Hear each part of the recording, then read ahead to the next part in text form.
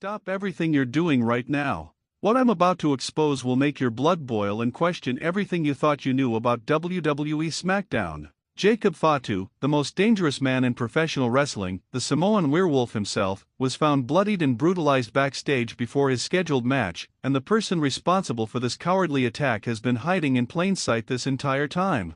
Aldis just dropped a bombshell on social media that's about to tear the wrestling world apart, and if you're not watching this video until the very end, you're going to miss the most shocking revelation in recent WWE history. This isn't just another backstage attack storyline. This is personal, this is brutal, and the implications of what Aldis revealed are going to shake SmackDown to its absolute core. The general manager of SmackDown literally went on record saying he's reviewed the CCTV footage and knows exactly who committed this heinous act, but he's making us wait until next week to reveal the name. The audacity. The drama.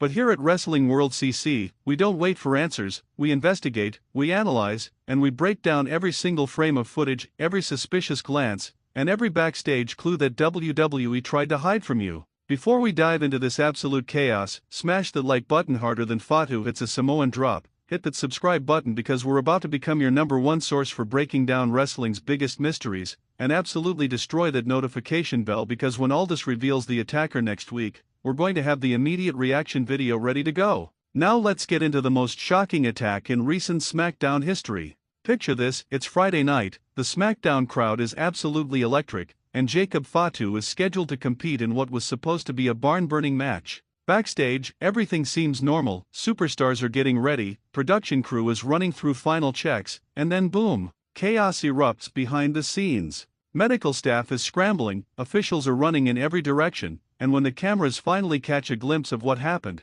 we see Jacob Fatu laid out in a pool of his own blood. The visual alone was absolutely sickening. This wasn't a work shoot that got out of hand, this wasn't an accidental injury during a rehearsal, this was a calculated, vicious, premeditated attack on one of the most feared competitors in WWE. Fatu's face was covered in blood, his gear was torn, and the look of shock and rage in his eyes when he finally regained consciousness told us everything we needed to know. Someone had crossed a line that should never be crossed. But here's where things get absolutely insane, and this is the part that has the entire wrestling community losing their minds. The attack happened in a blind spot, away from the main backstage area where most of the cameras are positioned.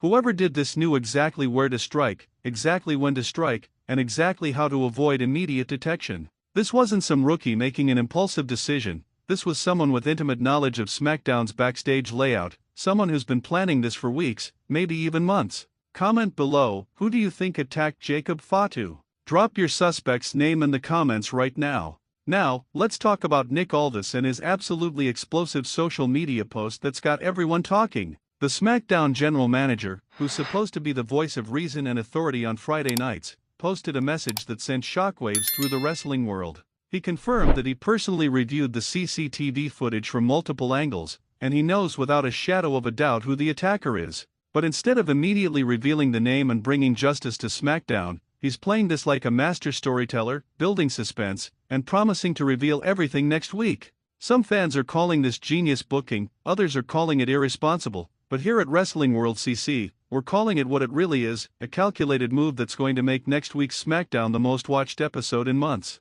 Aldis knows exactly what he's doing, and whether you love him or hate him for dragging this out, you absolutely cannot deny that he's got every single wrestling fan on the edge of their seat. But we're not content to just wait around for answers, so let's break down every possible suspect and analyze the evidence like we're crime scene investigators.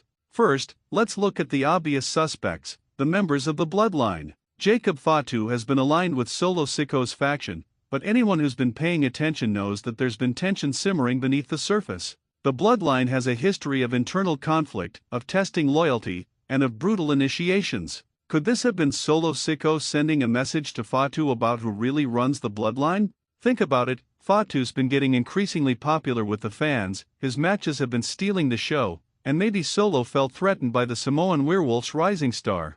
In the bloodline's twisted hierarchy, sometimes you need to assert dominance, and what better way than a backstage beatdown that reminds everyone who the tribal chief's chosen enforcer really is.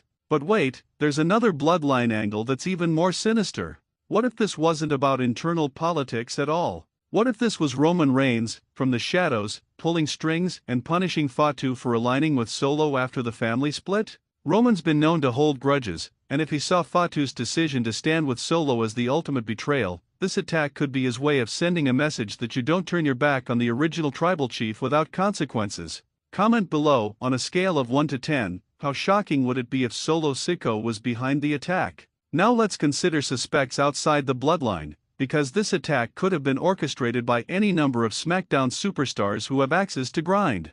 Think about all the people Fatu has destroyed since arriving in WWE. The list of potential enemies is longer than a Royal Rumble entrance. Every single person that's felt the wrath of the Samoan werewolf has a motive for revenge. LA Knight immediately comes to mind as a suspect. The megastar has been on an absolute tear on SmackDown, but Fatu's presence has overshadowed some of his momentum.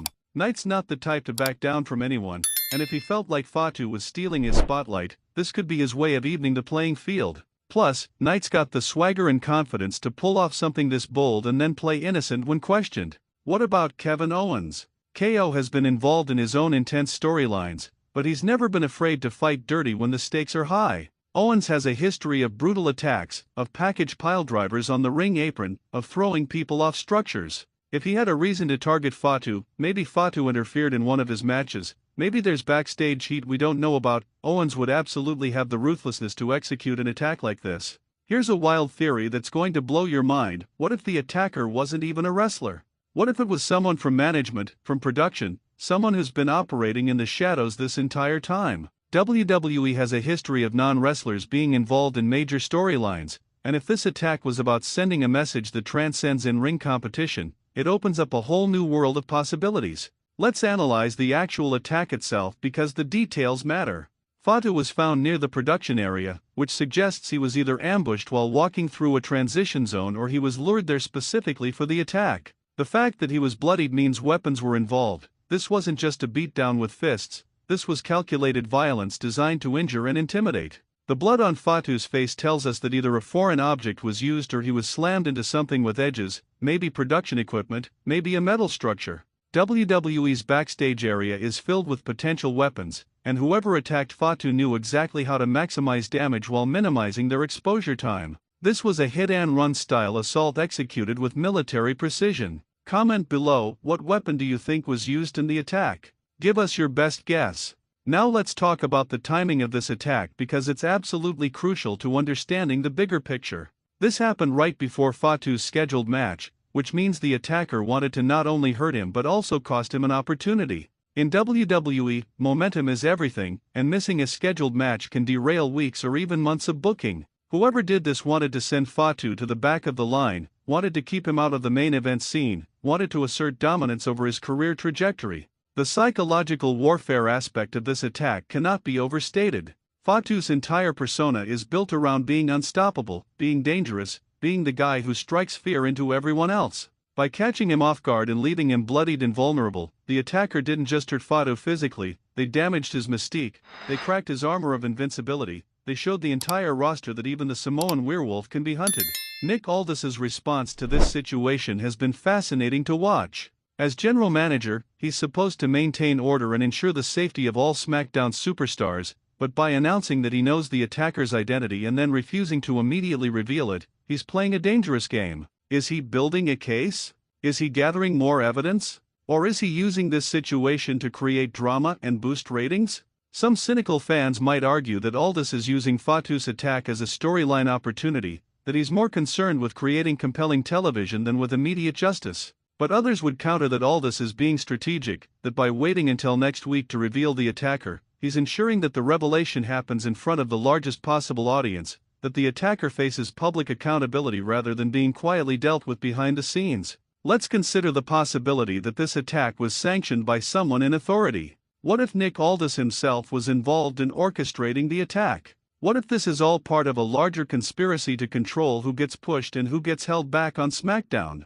Aldis has been making controversial decisions since becoming general manager, and if he felt threatened by Fatu's independent streak or refusal to play political games, this could be his way of bringing Fatu to heel. Comment below, do you trust Nick Aldis? Yes or no, drop your answer. The social media reaction to Aldis's announcement has been absolutely explosive. Wrestling Twitter has been on fire with theories, accusations, and demands for immediate justice. Fans are creating elaborate conspiracy boards connecting every backstage segment from the past 6 months, looking for clues about who might have had the motive and opportunity to attack Fatu. This is wrestling fandom at its finest, engaged, passionate, and absolutely obsessed with solving the mystery. But here's something that hasn't been talked about enough. What if this attack wasn't meant for Jacob Fatu at all? What if the attacker got the wrong target? The backstage area can be chaotic, lighting isn't always perfect, and in the heat of the moment, mistakes can happen. If the attacker was aiming for someone else, maybe another member of the bloodline, maybe someone with a similar build or appearance, then this whole situation becomes even more complicated. Let's dive into some of the more outlandish theories that have been floating around the wrestling community, because sometimes the craziest ideas turn out to be true. There's a theory that Fatu's attack was retaliation for something that happened outside of WWE, that old rivalries from his independent wrestling days have followed him to the biggest stage. If someone from his past has a score to settle and found a way to gain access to SmackDown's backstage area,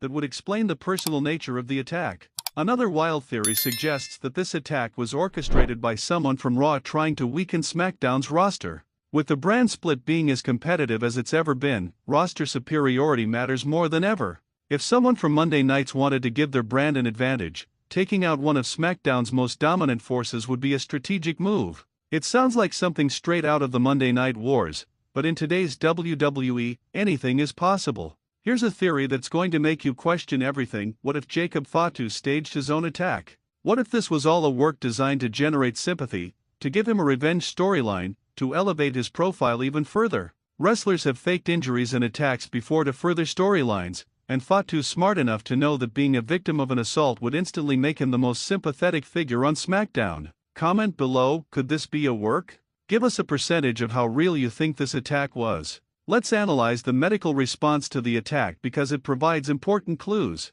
WWE's medical staff responded quickly, which suggests someone immediately reported the attack or Fatu was able to call for help. The fact that he was treated backstage rather than being rushed to a local hospital indicates that while the injuries looked severe, they weren't life-threatening. This tells us the attacker wanted to hurt and intimidate Fatu, but not permanently injure him. The blood on Fatu's face could have come from a variety of sources: a deliberate cut with a foreign object, a busted nose from being struck, or lacerations from being thrown into equipment. In professional wrestling, blood can be both real and strategically enhanced for visual effect, so we have to consider both possibilities. If this was a shoot attack with real intent to harm, the blood was likely legitimate. If this was part of a work storyline, WWE's makeup team could have enhanced the visual to maximize dramatic impact. The reaction from other SmackDown superstars has been telling. Several wrestlers posted messages of support for Fatu on social media, expressing shock and demanding answers.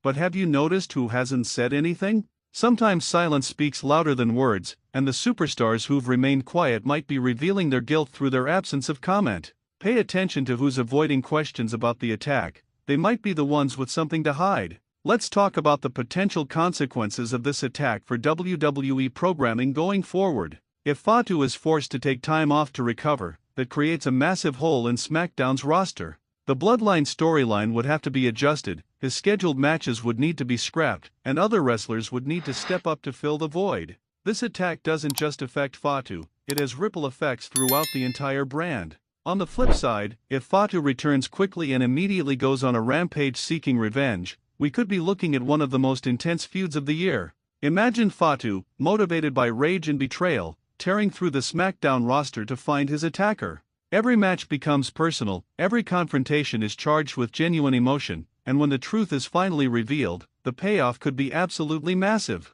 Comment below, what should Fatu's revenge be when he finds his attacker? Give us your booking. Nick Aldis's promise to reveal the attacker next week is both brilliant and frustrating. From a business standpoint, it's genius booking. Fans will absolutely tune in next week to find out who did it, ratings will spike, and social media engagement will be through the roof. But from a justice standpoint, making Fatu wait another week while his attacker walks free seems cruel and unnecessary. This delay also gives the attacker time to prepare their defense, to coordinate with potential accomplices, or even to strike again. If Aldis truly has the CCTV footage proving who committed the attack, every second of delay is a second where other SmackDown superstars are potentially in danger. What if the attacker decides to target someone else? What if they feel emboldened by the fact that they haven't been immediately apprehended? let's consider the legal implications of what happened. In the real world, this would be assault and battery, possibly with a deadly weapon depending on what was used. WWE superstars are independent contractors, but they're still entitled to a safe work environment. If Fatu wanted to pursue legal action outside of WWE's authority, he absolutely could. The fact that WWE seems to be handling this internally through Nick Aldis suggests they want to keep everything in-house and turn it into a storyline rather than a legitimate criminal investigation. The CCTV footage that Aldis mentioned is the key to everything. WWE's backstage area is covered with cameras for both security and documentary purposes. If Aldis has reviewed the footage and knows who the attacker is, that means there's clear visual evidence. The question is, how much of that footage will actually be shown to the audience? Will we get a crystal clear reveal, or will WWE play editing games to maintain suspense and uncertainty? Here's something that bugs me about this entire situation. If the attack happened in a supposed blind spot, how does CCTV footage exist? Did the attacker make a mistake in their escape route? Were their cameras positioned in places they didn't know about? Or is Nick Aldis bluffing about having definitive proof, trying to get the attacker to reveal themselves through their nervous behavior?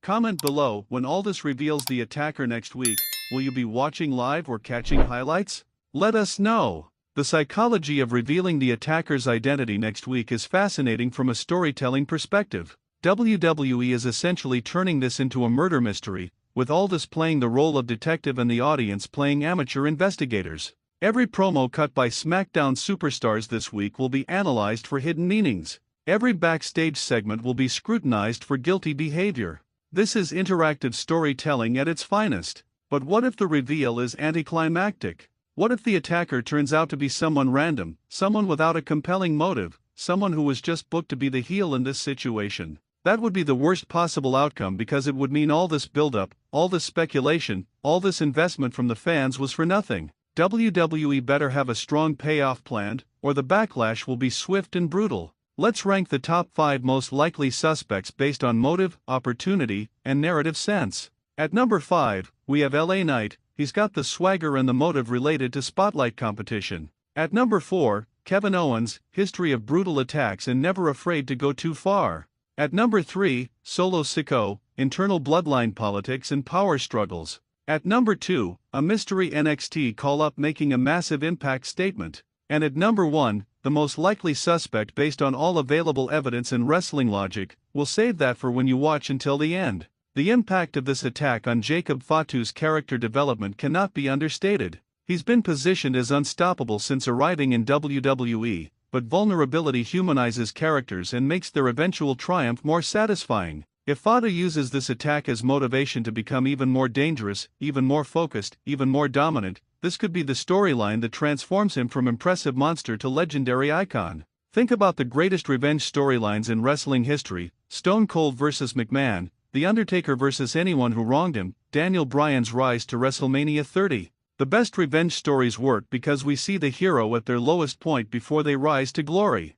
Fatu's attack could be his lowest point, and next week's revelation could be the beginning of an epic journey. Comment below, what's the greatest revenge storyline in wrestling history? Give us your pick. The business implications of this storyline are significant. If ratings spike next week for the big reveal, WWE will know that this mystery format works and we'll see more of it. If merchandise sales for Fatu increase as fans rally behind him, WWE will push him even harder.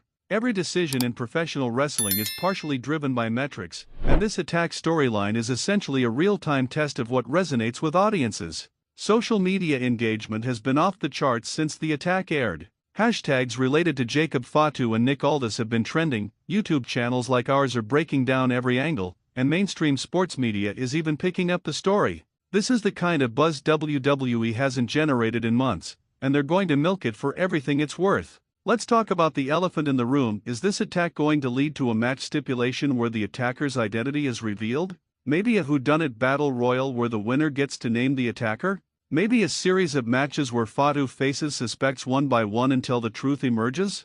WWE loves gimmick matches, and this situation is perfectly set up for creative matchmaking. The international wrestling community is watching this story closely too. Jacob Fatu has fans around the world from his independent wrestling days, and seeing him brutalized on WWE television has generated global attention. Japanese wrestling sites, British wrestling forums, and Mexican lucha libre communities are all discussing who could be behind the attack. This is truly a worldwide wrestling phenomenon. Here's a dark horse theory that almost nobody is talking about. What if Paul Heyman is somehow involved in this attack? Heyman has been conspicuously absent from SmackDown recently, and he's got a history of masterminding plans from the shadows. If Heyman orchestrated the attack as part of a larger scheme to reunite the bloodline under Roman Reigns' control, it would be the most Heyman thing ever. The advocate playing 4D chess while everyone else plays checkers. Comment below, Paul Heyman, mastermind or innocent bystander? Cast your vote. The medical condition of Jacob Fatu after the attack raises important questions. Has he been cleared to compete? Is he dealing with a legitimate concussion? Are there stitches hidden under makeup? WWE is notoriously secretive about real injuries versus storyline injuries, so we might not know the full extent of Fatu's condition until he returns to action. If Fatu is genuinely injured and needs recovery time, WWE might use this as an opportunity to write him off television temporarily while building anticipation for his return. A few weeks or even months away could make his eventual comeback even more impactful. Imagine the pop when his music hits and he storms to the ring seeking vengeance. The strategic timing of this attack right before a match suggests the attacker wanted to cost Fatu an opportunity. Was there a championship implication to that match? Was it a #1 contender situation? If attacking Fatu helped someone else advance in the rankings or get a title shot, that dramatically narrows down the suspect list to people who directly benefited from his absence.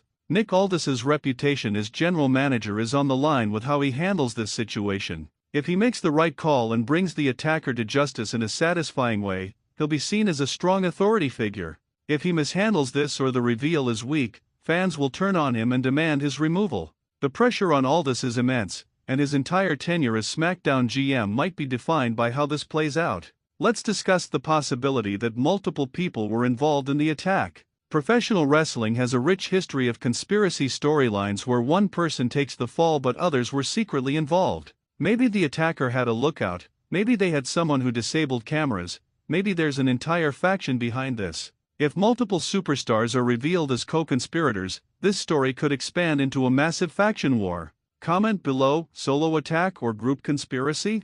Give us your instinct. The reaction videos from wrestling YouTubers and content creators have been incredible. Everyone has a theory, everyone is picking their suspect, and everyone is debating the evidence like it's a real criminal investigation. This is the power of great wrestling storytelling. It breaks through the fourth wall and gets fans genuinely invested in finding answers. Here's our final analysis based on everything we know. The attacker is most likely someone with intimate knowledge of SmackDown's backstage layout, someone who had a strong motive related to either bloodline politics or main event positioning, someone physically capable of overpowering Jacob Fatu, and someone who benefits from Fatu being taken out of action. When you apply those filters to the SmackDown roster, the suspect pool gets much smaller. Based on pure wrestling logic, narrative sense, and the clues WWE has dropped, our #1 suspect is someone who hasn't been in the spotlight lately, someone who's hungry for relevance, someone who views Fatu as an obstacle to their own ascension. Whether we're right or wrong, next week's SmackDown is going to be absolutely unmissable.